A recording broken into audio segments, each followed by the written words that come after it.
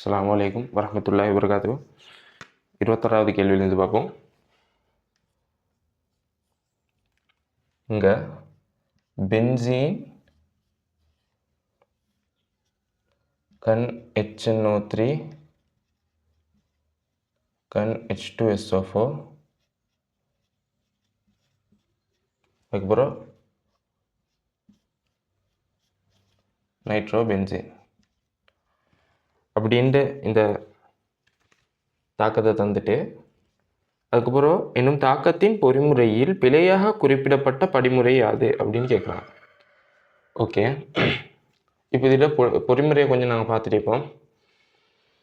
ஃபஸ்ட்டாக HNO3யும் H2SO4ம் தாக்கமடைய போகுது. சரியா? HNO3 சக H2SO4 தாக்கமடையும். தாக்கமடைஞ்சால் வர்றது வந்து H2NO3 சக HSO4 மைனஸ்னு வரப்போகுது. சரியா? இது வந்து ரெண்டு மாதிரி பிரிகடையும். ஒன்று NO2 ப்ளஸ் ஆகவும் இன்னொன்று H2 ஆகவும் பிரியடையும். சரியா? இது வந்து இலத்திரன் நாடியாக காணப்பட போகுது. சரியா? ஓகே, பென்சீனோட தாக்கமடைகிற அவ்வளோ நாடிகளும் இலத்திரன் நாடிகளாக தான் காணப்படும். பென்சீன் வளையத்துக்கிட்ட கருநாடிகளுக்கு நெருங்கவும் இயலாம். சரியா? ஓகே, இப்போ நான் இதை வந்து கொஞ்சம் இவன் தந்திர மாதிரி விளக்கமாக எழுதுறேன். சரியா? இப்போ பாருங்க, HNO2 HNO3 எப்படி எழுதுறேன்? சக HO அதுக்கப்புறம் SO3H. சரியா? இங்கனைக்குள்ள தனிச்சோடு இலத்திரன் அப்படியே வந்து ஹைட்ரஜனை அடிக்க போகுது. சரியா?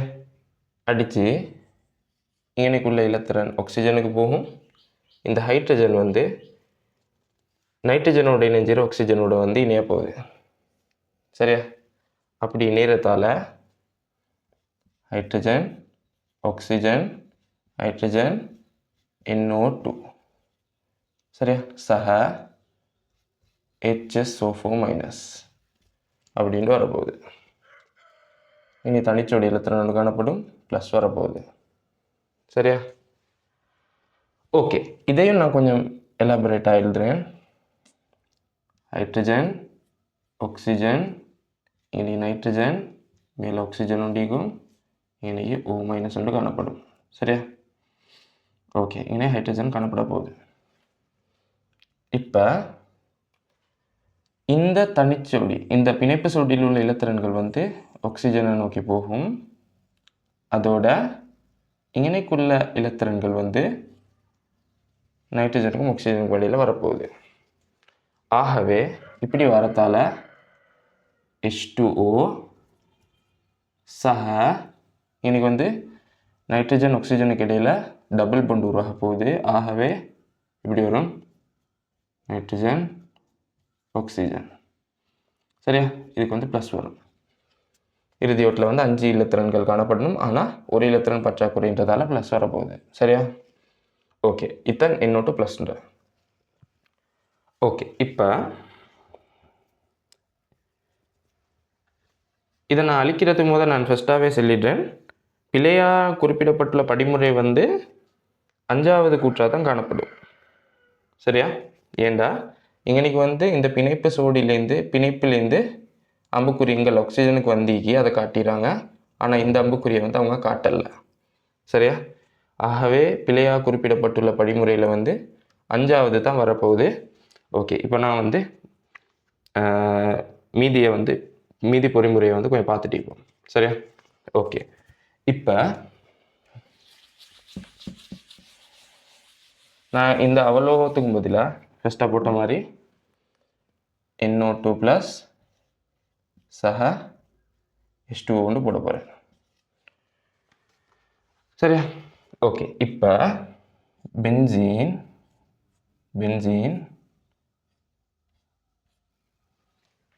அதுக்கப்புறம் இந்த இலத்திரன் நாடி NO2 ப்ளஸ்ஸை போடுறேன். இங்கனுக்குள்ள அம்புக்குறி அப்படியே இங்களுக்கு வரணும். இழுத்துற நாடி NO2 ப்ளஸ்ஸை நோக்கி வரணும். சரியா? இனி ஹைட்ரஜனோடு காணப்பட போகுது. இதால் அடுத்தபடியாக ஹைட்ரஜன் NO2 வரப்போகுது. இன்னைக்கு எனக்குள்ள கார்பனில் 4 பிணைப்பு காணப்படணும். ஆனால் இப்போ உள்ளது எத்தனை பிணைப்புக்கும் ஒரு பிணைப்பு குறையிறதால இன்னைக்கு ப்ளஸ் 2 வரும். சரியா? இன்னைக்கு வர்றது அப்படியே வரப்போகுது.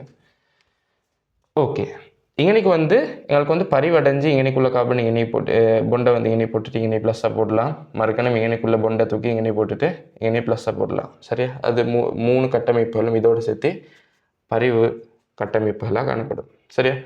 அடுத்த படியில் என்ன நடக்கும்டா, இந்த ஹைட்ரஜனை HSO4- தாக்க போகுது. அப்படி தாக்குறதால இங்கனைக்குள்ள ஹைட்ரஜனுக்கும் கார்பனுக்கும் இடையில் பொண்டு NO2க்கும் இந்த கார்பனுக்கும் இடையில் இந்த கார்பனுக்கும் இடையில் சேர்க்க போகுது.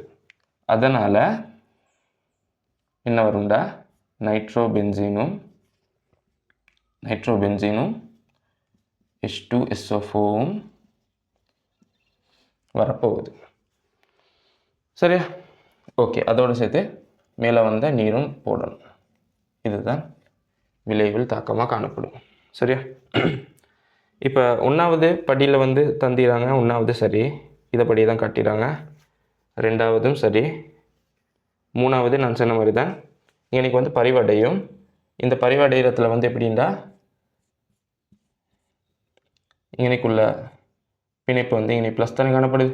இன்றைக்கி ஹைட்ரஜன் NO2 காணப்பட போகுது. சரியா? இங்கனைக்குள்ள பொண்ட் இன்றைக்கி வரும். அப்போ இன்றைக்கி ப்ளஸ் வரும்.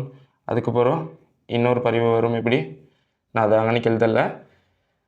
அடுத்த இது வரும். இன்றைக்கி ப்ளஸ் இந்த பொண்டு சாரி, அதுக்கப்புறம் அடுத்த இது வரப்போகுது. எப்படி, அடுத்த வரப்போகுது. இன்றைக்கி எரோ இன்றைக்கி ப்ளஸ் வரும்.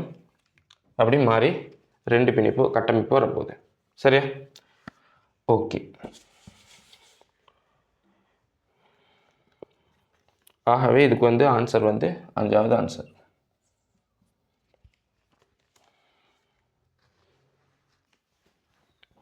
ஓகே, 22வது கேள்வி. 4.48 வால்யூம் செறிவுடைய H2O2 கரைசலின் மூலர் செறிவு மூல் டெசிமீட்டர் -3ல் என்னாடி கேட்குறாங்க. எஸ்டிபின்றது என்ன, நியம வெப்பநிலை அமுக்கத்தில், ஸ்டாண்டர்ட் டெம்பரேச்சர் ப்ரெஷர். சரியா? எஸ்டிபியில் மூலர் கனவில் 22.4 டெசிமீட்டர் கணம் அப்படின்னு தந்திரான தரவு. சரியா? ஓகே, வால்யூம்ட என்ன, நான் இப்போ H2O2 பிரிகை தாக்கத்தை எழுதுகிறேன். H2O சக O2 பிரிகை அடைய போகுது. சரியா? இங்கே 4.48 வால்யூம் அப்படின்றது என்னண்டா, 1 டெசிமீட்டர் கணம் H2O2 பிரிகை அடையக்குள்ள உருவாகிற O2 அளவுக்கு தான் நாங்கள் சொல்லுவோம் வால்யூம்டு. சரியா? அப்போ இங்கே 4.48 வால்யூம் தந்திராங்க. அதாவது 1 டெசிமீட்டர் கணம் H2O2 பிரிகை அடையக்குள்ள 4.48 டெசிமீட்டர் கணம் என்ன உருவாக போகுது, O2 உருவாக போகுது. சரியா? ஓகே, இப்போ இங்கே H2O2 கரைசல்ட மூலர் செறிவு தான் கேட்குறாங்க.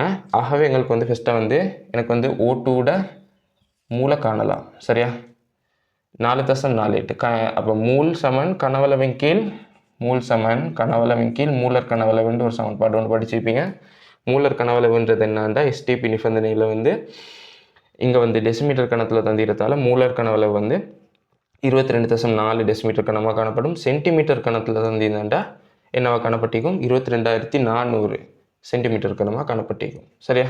ஓகே, அப்போ இங்கே கனவளவு 4.48 டெசிமீட்டர் கணம் மேலே வரும்.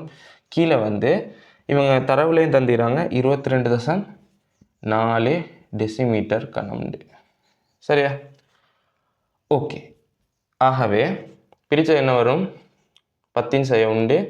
அப்போ 0.2 வரப்போகுது.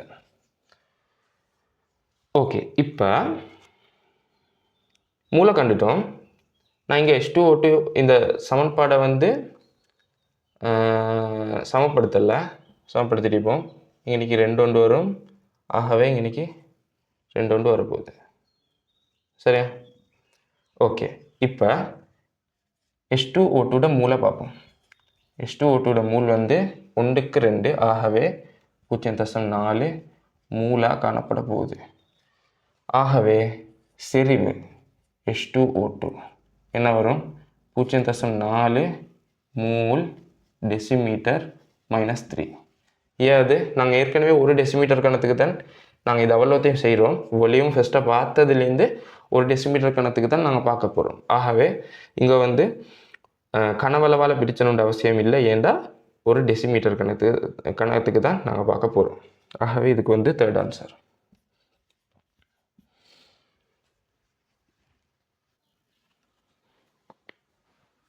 ஓகே, 23வது கேள்வியை பார்ப்போம். CuCl4 2-. CuCl4 2-.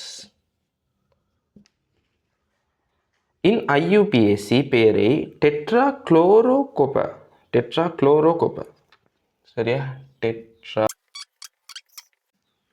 சரியா என பெயரிட்டு இருந்தார். இப்பெயரில் உள்ள குறைபாடுகள் தொடர்பாக வேறு 3 மாணவர்கள் தெரிவித்த கருத்துக்கள் பின்வருமாறு. சரியா? ஓகே, இப்போ பார்ப்போம். சியுவின் ஒட்சியற்ற நிலை பிழையாக கணிக்கப்பட்டுள்ளது அப்படின்னு சொல்லிடுறேன். சரியா? ஓகே, இங்கே பார்ப்போம். தேரி ஏற்றம் 2- தந்திராங்க. சரியா? குளோரினுக்கு இங்கே வந்து ஒட்சியற்ற நிலை என்ன வைக்கும்? -1. -1ல் 4 குளோரின் காணப்படுது. ஆகவே -4. தேரிய ஏற்றம் 2- ஈரத்தால் உள்ளுக்கு வந்து +2 ஒன்று கட்டாயம் காணப்பட்டிருக்கணும். அப்படி தானே? ஆகவே செப்பட ஒட்சியற்ற நிலை +2 அப்படின்னு தான் காணப்படுது. ஆகவே இவங்க தந்திர IUPAC பேரில் வந்து copper 2 அயன் அப்படின்னு தான் தந்திராங்க. ஆகவே இங்கே வந்து செப்பட ஒட்சியற்ற நிலை வந்து பிழையாக இல்லை, சரியாக தான் கணிச்சிக்கிறாங்க. ஆகவே பிழையான கூற்று. சரியா? செப்படு வந்து ஒட்சியற்ற நிலை வந்து copper +2 தான் காணப்படும். ஓகே, அடுத்தது குளோரோ என்பதற்கு பதிலாக குளோரிடோ என பெயரிடப்படல் வேண்டும். அந்த கூற்று சரி. சரியா? இணையா அலசன்களில் குளோரிடோ Cl- வந்தால் குளோரிடோன்னு வரும், Br- வந்தால் புரோமிடோன்னு வரும், I- வந்தால் அயடிடோன்னு வரும். சரியா? ஓகே, அப்போ இன்னைக்கு வந்து குளோரோண்டு வராது, இன்னைக்கு என்ன வரணும்? குளோரிடோ அப்படின்னு வந்திருக்கணும். ஆகவே அன்னைக்கு அது பிள்ளை. ஆகவே அந்த கூற்று சரி. ஓகே, இப்போ சிக்கு வருவோம். கொப்பர் இட்கு பதிலாக குப்ரேட் என பெயரிடப்படல் வேண்டும் அப்படின்னு சொல்லிடுறேன். இப்போ பாருங்க, இங்கே தேரி ஏற்றம் மைனஸில் வந்தீங்கன்னா, இப்போ ஒரு சிக்கல் அயந்த தேரிய ஏற்றம் ப்ளஸில் இல்லாட்டி பூஜ்ஜியத்தில் வந்தேன்டா அந்த சிக்கல் அயனில் உள்ள உலோகம் வந்து ஆங்கில எழுத்தில் இங்கிலீஷ் லெட்டரில் எழுதப்படணும். அதாவது டெட்ராக்ளோரிடோ கொப்பர். இன்றைக்கி வந்து கொப்பர்ண்டா வரும் இல்லை, ஏன் அப்படி வராது? அதை அடுத்த பார்ப்போம். சரியா? இன்னைக்கு ப்ளஸ் இல்லாட்டி மைனஸில் வந்தால் தான் இன்னைக்கு கொப்பண்டு வந்திருக்கணும். சரியா? இன்னைக்கு வந்து மைனஸில் வந்து ஆகவே வராது. அதே இங்கே வந்திருக்கிற மாதிரி தேரி ஏற்ற மைனஸில் வந்தாண்டா உலோகத்திட பெயர் வந்து லட்டின் சொல்லாக்கப்பட்டு எழுதப்படணும். சரியா? லட்டின் சொல்லாக்கப்பட்டு எழுதப்படும். அதாவது கொப்பர்னு எழுதுறதுல குப்ரேட்னு எழுதுவோம். சரியா? குப்ரேட்னு எழுத போகிறோம். ஓகே, ஆகவே இன்னைக்கு தேரி ஏற்றம் வந்து மைனஸில் வந்ததால் கொப்பர்ண்டு வராது. இன்னைக்கு குப்ரேட் எல்லாம் சிம்பிளில் தான் வரும், குப்ரேட்னு வரும். ஆகவே அந்த கூற்று பிழையா, கொப்பருக்கு பதிலாக குப்ரேட். இந்த கூற்று சரி. சரியா? வந்திக்கணும்.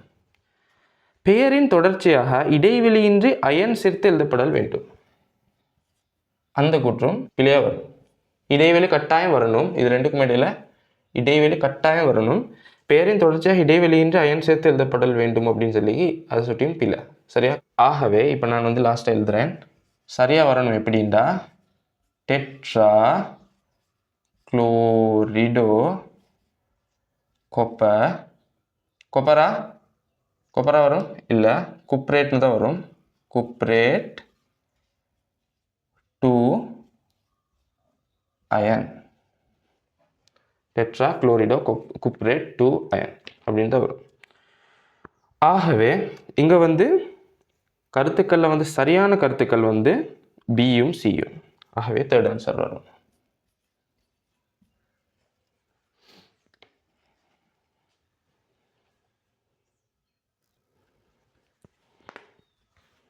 ஓகே, 24வது கேள்வி பார்ப்போம்.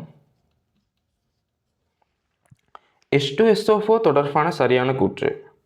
முதலாவது கூற்று, குளுக்கோஸுக்கு C6H12O6 குளுக்கோஸுக்கு சரி H2SO4 சேர்க்கும் போது நீர் அகற்றப்பட்டு CO கேஸ் கார்பன் மோனாக்சைடு வாயு வெளியேறும் அப்படின்னு சொல்லிடுறான். சரியா? ஓகே, இந்த கூற்றை பார்ப்போம். குளுக்கோஸ் C6H12O6 இதுக்கு சரி H2SO4 போடுறேன்.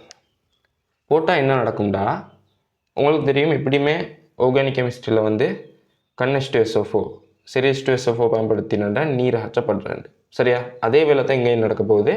7மான அளவு மேக்சிமம் நீர் அகற்றப்படும். அதாவது இங்கே வந்து ஆக்சிஜனில் 6ம் ஹைட்ரஜனில் 12 மீக்கி. ஆகவே 6 நீரும் 6 கார்பனும் உருவாக போகுது. 6 நீரும் 6 கார்பன் உருவாக போகுது. இதே நாங்கள் சுக்ரோஸு பார்ப்போம். சுக்ரோஸ்னா C12H22O11 2 குளுக்கோஸ் சேரக்கோல ஒரு நீர் அகற்றப்படுமே. ஆகவே H22O11 வரும். இதுக்கு எப்படி வரும்? அதே மாதிரி நான் போட்டேன். ஆகவே இங்கே 12 கார்பனும் 22 ஹைட்ரஜனிக்கு. ஆகவே 11 நீரும் வரப்போகுது. சரியா? ஆகவே இங்கே சொல்கிற மாதிரி கார்பன் மோனாக்சைடு உருவாகாது, கார்பன் தான் உருவாக போகுது. ஆகவே அந்த குற்றப்பில்லை. ரெண்டாவது குற்ற பார்ப்போம். H2SO4 லிக்விட் ஆனது கார்பன் சல்ஃபர் இணை முறையே CO2 SO2 ஆக உட்சேற்றக்கூடியது அப்படின்னு சொல்லிடுறேன். சரியா? ஓகே, இங்கே பார்ப்போம். நான் மின்னெதிர்த்தன்மை தொடர் மாதிரியே எழுதுகிறேன்.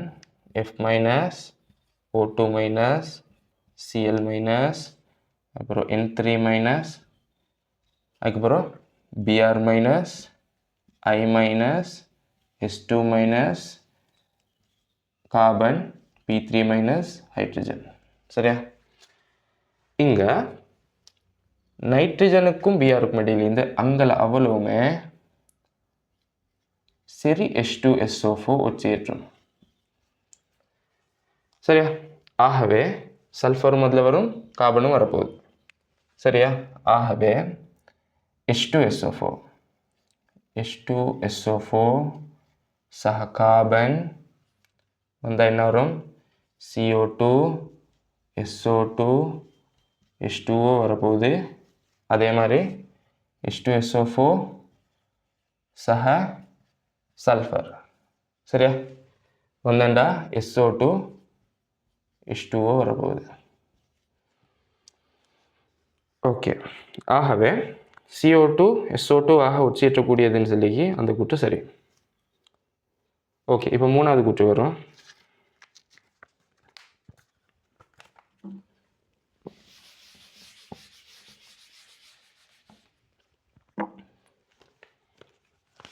இந்த கூற்று சரி, முதலாவதும் சரி, முதலாவது பிள்ளை.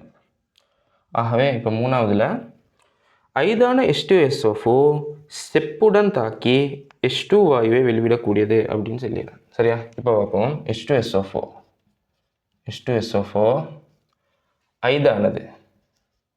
ஐதானது வந்து என்ன செய்யும்டா, தாக்க வித தொடரில் ஐதரசனுக்கு மேல் உள்ள மூலகங்களோட தாக்கி சல்ஃபேட்டையும், சரியா, சல்ஃபேட்டையும், அதாவது இப்போ ஐதரசனுக்கு மேல் உள்ள மூலகம்டா இப்போ எப்பவுமே சோடியமோட தாக்கும். சரியா? சோடியமோட தாக்கி Na2SO4 வரும், அதோட ஹைதரசன் வாயு கொடுக்கும். சரியா? அதே இப்போ சரி H2SO4 அது வந்து தாக்கவித தொடரில் ஹைதரசனுக்கு மேல் உள்ளது கீழ் உள்ளது, அது பிரச்சனை இல்லை. தாக்கி சல்ஃபேட் சேர்வையையும் அதோடு சேர்த்து SO2 வாயு வரும், அதோட H2O நீரும் வரப்போகுது. சரியா? ஓகே. இப்போ செப்போட ஐதான H2SO4 தாக்குமா? தாக்காது. அது வந்து தாக்கவித தொடரில் வந்து ஹைதரசனுக்கு கீழ் உள்ள மூலகம் செப்பு. ஆகவே அங்கே வந்து ஐதான H2SO4 தாக்காது. ஆகவே அந்த கூற்று பிழை. ஓகே. இப்போ 4வதுக்கு வருவோம்.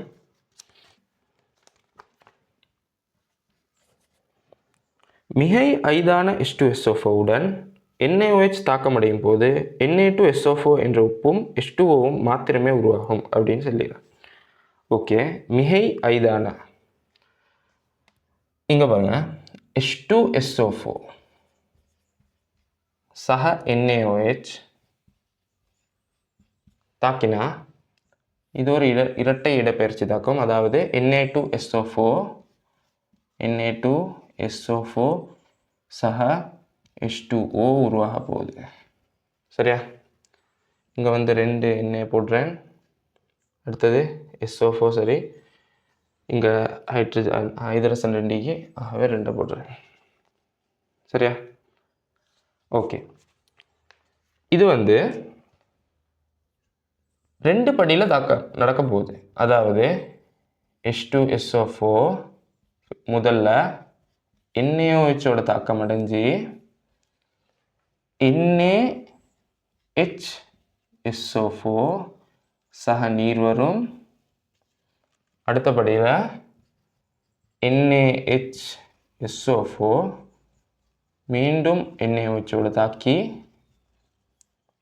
Na2SO4 சக நீர் வரப்போகுது. சரியா? 2 படிகளையும் கூட்டி பாருங்க, மேலுள்ள படி வரும். சரியா? ஓகே. இங்கே என்ன சொல்லிடுறாங்கண்டா, மிகைய H2SO4 போடுறாங்க. ஆகவே இங்கே H2SO4 மிகைய H2SO4 போடுறாங்க. H2SO4 NaOH வந்து முற்றாக தாக்கமடையும். ஏன்டா H2SO4 வந்து மிகையாக காணப்பட்டதால் தாக்கமடைஞ்சு NaHSO4 உருவாகும். சரியா? ஆனால் என்ன பிரச்சனைண்டா, NaHSO4 தாக்கமடைகிற அளவுக்கு NaOH காணப்படுமா? சரியா? இங்கே வந்து NaHSO4 உருவாகும், Na2SO4 உருவாக போகுது. இங்கே வந்து சரியாக 1:2 விகிதத்தில் NaOH காணப்பட்டிருந்தால் பிரச்சனை இல்லை, என்ன Na2SO4 மட்டும் உருவாகிக்கும். ஆனால் இங்கே வந்து மிகையா H2SO4 காணப்பட்டதால் NaHSO4 உருவாகும், Na2SO4 உருவாக போகுது. ஆகவே இங்கே வந்து Na2SO4 நீரும் மட்டும் உருவாகும் அப்படின்ட்டு சொல்லலாம். ஆகவே அந்த கூற்று பிழை. ஓகே. இப்போ 5வது கூற்று வரும். இது HNO3 உடன் மூலமாக தொழிற்படக்கூடியது அப்படின்னு சொல்லிடுறேன். சரியா? இப்போ பாருங்க, நாங்கள் ஃபஸ்ட்டாக பார்த்தோம் 21வது கேள்வின்னு நினச்சிறேன். 21வது கேள்வியில் H2SO4 HNO3 ரெண்டும் தாக்கி பென்சீனோட நைட்ரேட்டன், அதாவது நைட்ரோபென்சீனை உருவாக்கும். சரியா? ஆகவே நாங்கள் ஃபஸ்ட்டாக பார்த்தோம், அது மாதிரி எழுதுகிறேன். ஹைதரசன், ஆக்சிஜன், NO2, அடுத்தது இங்கே வரும் ஹைதரசன், ஆக்சிஜன், அடுத்தது HSO3. சரியா? ஓகே. இங்கனைக்குள்ள தனிச்சோடி இலத்திரன் வந்து ஹைதரசனை வந்து தாக்கிச்சு. சரியா? தாக்கி இதில் உள்ள என்னதை எடுத்துச்சு, ஹைதரசன் எடுக்குது. இங்கனைக்குள்ள இலத்திரன் வந்து போயிடுச்சு. சரி, ஆக்சிஜனுக்கு. ஓகே. இங்கே என்ன நடந்துச்சுண்டா, H2SO4 வந்து H2SO4 என்ன செஞ்சிச்சு, அதுக்கிட்ட உள்ள H+ வந்து HNO3க்கு வந்து வழங்கிச்சு. ஆகவே நாங்கள் வந்து ப்ரோன்ஸ்டட் லோரியோட கொள்கையில் படிப்போம், H+ அல்லது புரோட்டோனை வழங்குகிற மூலகம் வந்து அசிடாக காணப்படும், அதாவது அமிலம். H ப்ளஸ் இல்லாட்டி புரோட்டானை வந்து வழங்குறது அமிலம், வாங்குறவர் வந்து மூலமாக காணப்படும் அப்படின்னு படிப்போம். சரியா? ஆகவே இங்கே வந்து அமிலமாக வந்து H2SO4 தொழிற்பட போது அதால தான் இங்கனைக்குள்ள எச்சை வந்து ஹைட்ரஜனை வந்து HNO3க்கு வந்து வழங்கிச்சு. சரியா? ஆகவே இங்கனைக்கு வந்து ஹைட்ரஜனை வந்து HNO3 வந்து வாங்குது, ஆகவே HNO3 மூலமாக தொழிற்படும். ஆகவே அந்த கூற்றும் சரி. ஆகவே நான் நினைக்கிறேன் 2வது கூற்றும் சரி, 5வது கூற்றும் சரின்னு வரும். ஆகவே 2 இல்லாட்டி 5 சரியான ஆன்சர்.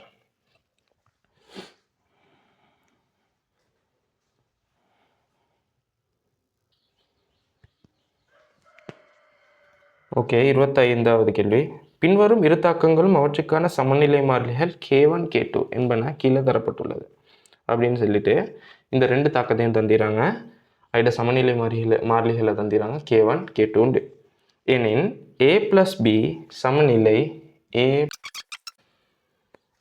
தாக்கத்தின் சமநிலை மாறிலி என்னன்னு கேட்குறாங்க. நான் இதில் சமநிலை மாறிலியை நான் K' எடுக்கிறேன். சரியா? ஓகே, இந்த சமன்பாட்டை வந்து நான் 1 இந்த சமன்பாட்டை 2 எடுக்கிறேன். ஓகே, இப்போ இந்த 1வது சமன்பாட்டை நான் 2ஆல் பெருக்கிறேன். ஆகவே 2A சக 2B சமநிலை 2AB வரப்போகுது. நாங்கள் வந்து சமன்பாட்டை 2ஆல் பெருக்கினேன்டா சமநிலை மாறிலி வந்து வர்க்கிக்கப்படும். சரியா? சமநிலை மாறிலி வர்க்கிக்கப்படும். ஓகே, வர்க்கிக்கப்படும். 2ஆல் பிரிச்சேன்டா வர்க்க மூலமாக்கப்படும். கூட்டப்பட்டாண்டா பெருக்கப்படும், கழிச்சப்பட்டாண்டா வகுக்கப்படும். சரியா? ஓகே, இப்போ நான் இதுக்கு வந்து 3ஆம் சமன்பாடுன்னு எடுக்கிறேன். இப்போ இந்த 3ஆவதையும் 2ஆவதையும் நான் கூட்டுறேன். 3வது சமன்பாட்டையும் 2ஆவது சமன்பாட்டையும் கூட்ட போகிறேன். கூட்டினா என்ன நடக்கும்? 2AB கேன்சல் ஆகும். 2A சக 2B சமநிலை 4D வரப்போகுது. சரியா? நான் ஃபஸ்ட்டு சொன்ன மாதிரி தான், கூட்டப்பட்டண்டா என்ன செய்யும்? பெருக்கப்படும். ஆகவே நான் இனி K1 வர்க்கத்தையும் K2வையும் பெருக்கணும். ஆகவே K1 வர்க்கம் தர K2. சரியா? ஓகே, இப்போ பாருங்க, இந்த சமன்பாட்டை எடுக்கிறதுக்கு நான் இந்த சமன்பாட்டை வந்து 2ஆல் பிரிக்கணும். இந்த சமன்பாட்டை வந்து நான் 4ஆம் சமன்பாடுன்னு எடுக்கிறேன். இந்த 4ஆம் சமன்பாட்டை வந்து 2ஆல் பிரிச்சிடறேன். சரியா? 2ஆல் பிரிச்சிடறேன். ஆகவே பிரிச்சண்டா A சக B சமநிலை 2D வரப்போகுது. ஆகவே 2ஆல் நான் பிரிக்கிறேன். நான் ஃபஸ்ட்டாக சொன்ன மாதிரி தான், 2ஆல் பிரிச்சண்டா வர்க்க மூலமாக்கப்படும். ஆகவே K1 வர்க்கம் இன்ட்டு K2 முழுவதன் வர்க்க மூலம். ஆகவே இப்படி வந்துடுது. இப்படி ஃபஸ்ட் ஆன்சர் வரும். ஃபஸ்ட்டில் வந்து K1 வர்க்கம் K2 முழுவதன் அரையாம் அடுக்குன்னு தந்திக்கிறேன். அதுக்கு தான் நாங்கள் வர்க்க மூலம்னு சொல்லுவோம். ஆகவே ஃபஸ்ட் ஆன்சர் வரப்போகுது. ஓகே, 26வது கேள்வி. C2H5CN C2 சரியா? கார்பாக்சிலிக் ஆசிட் வரப்போகுது. ஓகே, இங்கே என்ற தாக்கத்தின் கார்பன் சார்பாக பரிமாறப்பட்ட இலத்திரன்களில் எண்ணிக்கை என்னான்னு கேட்குறாங்க. சரியா? ஓகே, நான் இதை வந்து இன்னைக்கு இப்படி எழுதுறேன். இந்த C என்ன? C triple bond N. நைட்ரஜனுக்கும் கார்பனுக்கும் இடையில் மின்னெதிர்த்தன்மையை பார்த்தோம்னா நைட்ரஜனுக்கு வந்து கூட, ஆகவே கார்பனுக்கு வந்து +3 வரும். சரியா? அதே மாதிரி நான் இங்கே பார்க்குறேன். இங்கே வந்து ஆக்சிஜனுக்கும் கார்பனுக்கும் பார்த்தேன்டா கார்பனுக்கு வந்து ஆக்சிஜனை விட மின்னெதிர்த்தன்மை வந்து குறைவு. அப்படி தானே? ஆக்சிஜனுக்கு வந்து கூட. சரியா? ஆகவே இங்கனைக்கு வந்து +3 வரப்போகுது. ஆகவே 2 பக்கமும் +3 வரத்தால இங்கனைக்கு வந்து இலத்திரன்கள் வந்து பரிமாறப்பட மாட்டாது. சரியா? ஆகவே இங்கே வந்து இலத்திரன்கள் பரிமாறப்பட மாட்டாது. ஆகவே அஞ்சாவது ஆன்சர் வரப்போகுது. ஓகே, 27வது கேள்வி. ஹீலியம் வாயு 27 பாகை சியில் காணப்படுகின்றது. இதன் இடைவர்க்க மூலக்கதி 2 மடங்காகும் வெப்பநிலை என்னன்னு கேட்குறாங்க. ஓகே, இடைவர்க்க மூலக்கதியில் சமன்பாடு என்ன? C² முழுவதி வர்க்க மூலம் சமன் 3RT/m வரப்போகுது. ஓகே, இங்கே வந்து ஹீலியத்தில் 27 பாகை சியில் கதியை தந்திராங்க. ஃபஸ்ட்டாக வந்து இப்போ இங்கே வந்து வெப்பநிலையை மட்டும்தான் ஒப்பிடுறதால எங்களுக்கு வந்து C² நேர்விகித சமன் வர்க்க மூலம் டீன்னு எடுக்கலாம். சரியா? மூலக்கூட்டு திணிவு சமன் ஏ ஹீலியம் வாயுன்றதால ஆறு வந்து மாறாது, அது வந்து அகில வாயு மாறிலி, அது மாறாது. ஓகே, அப்போ நான் வந்து 2 சமன்பாடு எடுக்கிறேன். இப்போ C² இடை வர்க்க மூலக்கதி 1 மடங்காக இருக்கக்குள்ள அதில் வெப்பநிலை 27 பாகை சியில் இருக்கக்குள்ள, அதாவது 300 கெல்வின்ல இருக்கக்குள்ள C² 2 மடங்கா C² மாறக்குள்ள வெப்பநிலை என்ன? அத்தனை கேள்வி. ஓகே, இப்போ இதை முதலாம் சமன்பாடு என்றும் இதை 2ஆம் சமன்பாடு என்று எடுக்கிறேன். ஆகவே 2 வந்து முதலாவதால் பிரிக்கிறேன். பிரிச்சா C² 2 வெட்டிப்படும். ஆகவே 2 சமன் வர்க்க மூலம் 2 கீழ் 1ன்றதால T கீழ் 3 வரப்போகுது. ஆகவே இந்த வர்க்க மூலத்தை வந்து நான் இங்கே எடுத்து வரேன். ஆகவே வர்க்கமாக்கப்படும் 4 சமன் T கீழ் 300 வரப்போகுது. அதாவது 1200 கெல்வின் வரும். ஆகவே 1200 மைனஸ் 273 அதுக்கு தான் சொல்லுவோம் பாகை சீண்டு. சரியா? ஆகவே இன்னைக்கு வரும் 927 பாகை சீண்டு. ஆகவே இதுக்கு 4th ஆன்சர் விட வரும். ஓகே, 28வது கேள்வி. TS எனும் முதன்மை தாக்கத்தில் தாக்கி Tயின் ஆரம்ப செறிவு 0.8 மூல் டெசிமீட்டர் -3. ஆரம்ப செறிவு வந்து 0.8 மூல் டெசிமீட்டர் -3 ஆகவும் 120 செகண்ட்களின் பின் 0.1 ஆகவும் காணப்பட்டால் அதன் அரைவாழ்வு காலம் என்னன்னு கேட்குறாங்க. ஓகே, அரைவாழ்வு காலம் என்ன? அரைவாழ்வு காலம்டா ஒரு பதார்த்தத்தோட செறிவு. சரியா? ஒரு பதார்த்தத்தோட செறிவு வந்து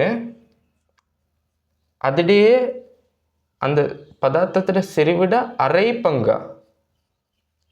பங்கு செறிவுடையதாக மாறுறதுக்கு எடுக்கிற காலத்தோட அளவு. சரியா? அதுக்கு தான் அரைவாழ்வு காலம்னு சொல்லுவோம். சரியா? இப்போ வந்து உதாரணமாக இப்போ இங்கே 0.8 மூலன்னு வைங்கள, 0.8 மூல் டெசிமீட்டர் -3. இது வந்து 0.4 மூல் டெசிமீட்டர் -3 மாறுறதுக்கு எடுக்கிற காலம் வந்து அரைவாழ்வு காலம்னு சொல்லுவோம். ஆகவே 0.8லேருந்து இந்த கேள்வியில் சொல்லிடுற மாதிரி 0.4க்கு மாறுது, அதுக்கப்புறம் 0.4லேருந்து 0.2 மூலுக்கு மாறுது, மூல் டெசிமீட்டர் -3க்கு. அதுலேருந்து மறுக்கனா 0.1 மூல் டெசிமீட்டர் -3க்கு மாறப்போகுது. ஆகவே இன்னைக்கு அரைவாழ்வு காலம் 3 அரைவாழ்வு காலங்கள் வரப்போகுது. சரியா? ஆகவே 0.8லேருந்து 0.1க்கு போகிறதுக்கு வந்து 120 செகண்ட் எடுத்திக்கா. ஆகவே 3 அரைவாழ்வு காலங்கள் 120 செகண்டாக காணப்படும். அப்படித்தானே? ஆகவே அரைவாழ்வு காலம் 40 செகண்டாக காணப்பட போகுது. ஓகே, இப்போ உங்களுக்கு விளங்கிக்கும்னு நினச்சிறேன். அரைவாழ்வு காலம்ன்றது வந்து ஒரு பதார்த்தத்தோட செறிவு வந்து ஏற்கனவே இந்த ஆரம்ப செறிவு வந்து அதிலே அரை பங்காக மாறுறதுக்கு எடுக்கிற காலம். சரியா? அதுக்கு தான் சொல்லுவோம் அரைவாழ்வு காலம்ட்டு. உதாரணமாக இங்கே 100% செறிவு இருந்துச்சுன்னா அது 50% குறையிறதுக்கு எடுக்கிற கால அளவு தான் என்ன சொல்லுவோம் அரைவாழ்வு காலம். இங்கே வந்து இது வந்து 2வது ஆன்சர் வரப்போகுது. ஓகே, 29வது கேள்வி. சேதன சேர்வை A ஆனது டில் H2SO4 HgSO4 உடன் தாக்கமடைந்த போது ஒரு சேதன சேர்வை A காணப்படுதா, அது வந்து Hg2+, HgSO4, Hg2+னு போடுறேன், till H2SO4. சரியா? தாக்கம் அடைஞ்சு என்ன வருதா? இடைநிலை விளைவாக CH3CH2, CH3CH2, COH, CH2 இடைநிலையாக வருதான். பெறப்பட்டது ஏனது இறுதி பொருளிலிருந்தும் கட்டமைப்புகள் முறையே அப்படின்ட்டு என்னான்னு கேட்குறாங்க. சரியா? ஓகே, இன்னைக்கு வந்து HgSO4 டில் H2SO4 முன்னிலையில் தாக்கம் நடக்கக்குள்ள நீர் ஏற்றப்படும். ஆகவே ஏயா என்னென்ன தாக்கம் மீட்கலாம்டா, என்னென்ன தாக்கிகள் காணப்படலாம்டா, இன்னைக்கு வந்து OH சேர்ந்திக்கு. சரியா? கார்பன் ஹைதரசன் குறைஞ்ச கார்பனோட ஆக்சிஜனும் ஹைதரசன் கூடின கார்பனோட மறுக்கணும் ஹைதரசனும் சேரும் நீரேற்றப்படக்குள்ள. அப்படி தானே? ஆகவே இங்கே வந்து சி ட்ரிபிள் பாண்ட் CH அப்படின்னு கட்டமைப்பு நீந்திக்கலாம். இல்லாட்டி CH2 CH CH3 அப்படின்ற கட்டமைப்பு இந்திக்கலாம். சரியா? ரெண்டு கட்டமைப்பும் வைக்கலாம். ஓகே, இறுதி விளைபொருள் அது எப்படி வரும்? இதே மாதிரி இன்னொரு தாக்கம் அடைஞ்சண்டா இன்னைக்கு வந்து இந்த கார்பனோடைய மறுக்கணும் OH சேரும், இந்த CH2ஓட இன்னொரு ஹைதரசன் சேரப்போகுது. ஆகவே CH3 வரும். வந்து இந்த OHலேருந்து இந்த ரெண்டு OHலேருந்து நீர் அகற்றப்படும். நீர் அகற்றப்பட்டு என்ன வரும்டா? COOCH3 வரப்போகுது. ஆகவே COOCH3 லாஸ்ட்டுக்கு வரும். இப்போ இந்த ரெண்டு கட்டமைப்பில் ஒன்று ஏயா வரலாம். ஆகவே இந்த கட்டமைப்பு நாலாவது வரப்போகுது.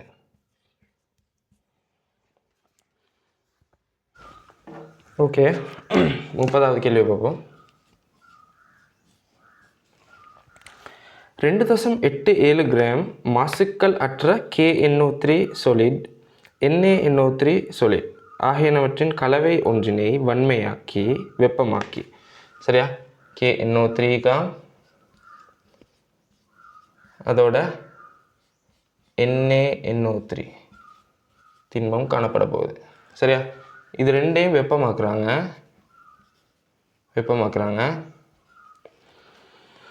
அவற்றின் உலோக நைட்ரேட் MnO2 ஆகவும் O2 ஆகவும் முற்றாக பிரிகை அடைய செய்த போது. சரியா? இதில் நைட்ரேட் வருதான். அதாவது KNO2 சக O2 வரும். KNO2 சக O2 வரப்போகுது. அதோட NaNO2 சக O2 வரும். இதன் போது 0.48 கிராம் நிறை இழப்பு ஏற்பட்டது. அதாவது இன்னைக்கு O2 வாயு வெளியேறதை தான் இவங்க நிறை இழப்புன்னு சொல்லிடுறாங்க. ஆகவே இன்னைக்கு 0. இது ரெண்டையும் சேர்த்தண்டா. நான் இன்னைக்கு ஃபஸ்ட்லேருந்து வரேன். இப்போ இந்த தாக்கத்தை வந்து நாங்கள் ஃபஸ்ட்டாக சமப்படுத்திருக்கணும். 3 ஆக்சிஜனுக்கு இங்கே வந்து 4க்கு நான் இன்னைக்கு வந்து 2 போட்டேன் 3க்கு. ஆகவே இன்னைக்கு 2 வரும். இன்னைக்கு சமப்படுத்தியாச்சு. அதே மாதிரி இன்னைக்கு கீழேயும் அதே மாதிரி வரப்போகுது. ஓகே, இப்போ வந்து இது ரெண்டுக்கும் நான் இன்னைக்கு வந்து 2 ஏண்டு மூளை போட்டுறேன். இன்னைக்கு பிரிஞ்சு வர்றது ஏ ஆயிக்கும் 2 ஏ ஆயிக்கும் எனக்கும் ஏஆ காணப்படும். இன்னைக்கு வந்து இதுக்கு 2 பீண்டு போடுறேன். ஆகவே இது 2 பிஆ காணப்படும். இது பிஆ காணப்பட போகுது. சரியா? ஓகே, இப்போ ஆரம்ப கலவையில் இருந்த KNO3 NaNO3 இடையிலான மூல் விகிதம் தான் கேட்குறாங்க. சரியா? அதாவது 2A 2B விகிதம் என்னன்னு கேட்குறாங்க. சரியா? ஓகே, இப்போ இனி நாங்கள் 2 சமன்பாடு எடுக்கணும். 2A தர மூல் சமன் திணிவின் கீழ் மூலக்கூட்டு திணிவு. ஆகவே நான் திணிவை காண்றதுக்கு மூல் தர மூலக்கூட்டு திணிவால் பெருக்கிறேன். KNO3 மூல் 2A தர மூலக்கூட்டு திணிவு என்ன வரும்? நைட்ரஜன் 14, ஆக்சிஜன் 16, அப்போ அன்னைக்கு 48 சக 14 62 அதோட 39 கூட்டினா 62 101 வரப்போகுது. சரியா? 101 சக 2B தர அதோட மூலக்கூட்டு திணிவு. சரியா? அப்போ NO3 வந்து வரும் 62 அதோட 23 கூட்டினா 23 கூட்டினா வரும் 85 வரப்போகுது. சரியா? ஓகே. சமன் மாசுக்கள் அற்றன்னு சொல்லி 2.87 கிராம் ஆரம்பத்தில் காணப்பட்டன்னு சொல்லிடுறாங்க இந்த 2 நைட்ரேட்டுகளுக்கும். ஆகவே 2.87 கிராம். இது முதலாவது சமன்பாடு. சரியா? இதை வந்து நான் இன்னும் சொல்கிறேன். 202A சக 170B சமன் 2.87 கிராம் வரப்போகுது. இது ஒன்றாவது சமன்பாடு. ஓகே. அடுத்தது முற்றாக பிரிகை அடைய செய்த பொழுது 0.48 கிராம் O2 வந்துச்சு. ஆகவே இதே மாதிரி மூலக்கூட்டு திணிவால் பெருக்கிறேன். O2 ஆக்சிஜன் வந்து 16 2 ஆக்சிஜன் காணப்பட்டதால் 32. ஆகவே 32A சக 32B சமன் எனக்கு என்ன சொல்லிடுறாங்க? 0.48 கிராம் வருதா. ஆகவே நான் இது ரெண்டையும் 16ஆல் பிரிச்சுறேன். பிரிச்சேன்டா 2A சக 2B சமன் எனக்கு 0.03 கிராம் வரப்போகுது. ஆகவே இது ரெண்டாவது சமன்பாடு. சரியா? ஓகே. இப்போ நான் இந்த சமன்பாட்டை இன்னும் சுருக்கினா A சக B சமன் 0.015 வரும். இதை நான் 2 எடுக்கிறேன். இப்போ இது முதலாம் சமன்பாட்டை வந்து நான் இங்கே எழுதுகிறேன். முதலாம் சமன்பாட்டை 170ஆல் பெருக்கிறேன். சரியா? சரி, ரெண்டாவது சமன்பாட்டை 170ஆல் பெருக்கிறேன். பெருக்கினா என்ன வரும்? 170A சக 170B சமன் 0.015 பிரிக்கினா என்ன வரும்? 2.55 வரப்போகுது. 2.55. இதை வந்து நான் மூணாவது சமன்பாடாக எடுக்கிறேன். இப்போ முதலாம் சமன்பாட்டிலேருந்து மூணாவது சமன்பாட்டை கழிக்கிறேன். சரியா? கழிச்சேன்டா 170B கேன்சல் ஆகும்போது 202Aக்கு எனக்கு 170A தான் காணப்படுது. சரியா? ஆகவே 32A சமன் 2.55 வரப்போகுது.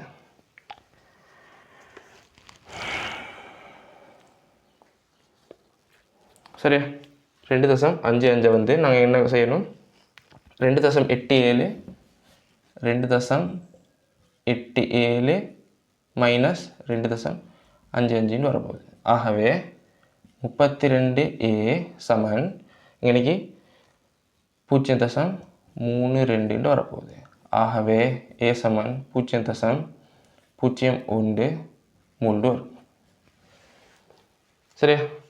ஓகே. இப்போ நாங்கள் இங்கே கீழே எடுத்து வச்சோம். A சக B 0.015 நான் இங்கே எழுதுகிறேன்.